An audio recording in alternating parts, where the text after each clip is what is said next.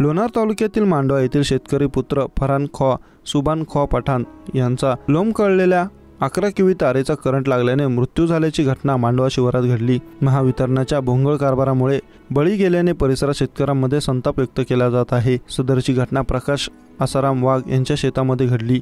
पेरणीचे दिवस जवळ आल्याने शेतीमध्ये मशागतीला सुरुवात झाली आहे। फरहान खॉ पठाण यांनी आपल्या शेताच्या शेजारी असलेल्या प्रकाश आसाराम वाघ यांच्या बैलगाडी घेऊन शेतात वखरणी करण्यासाठी गेला होता।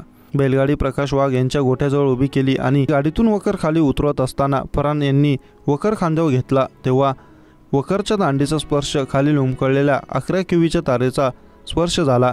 फरहान खाली कोसळल्यावर प्रकाश वाघ यांनी त्यांचा चुलत भाऊ सिकंदर खॉ सरदार खॉ पठाण यास फोन करून शेतात बोलविले। यानंतर फरहानला मोटरसायकलवर बसून बिबीर ग्रामीण रुग्णालयात आणले।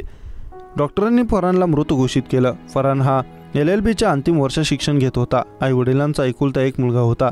त्याच्या पश्चात आई वडील व 3 बहिणी आहेत।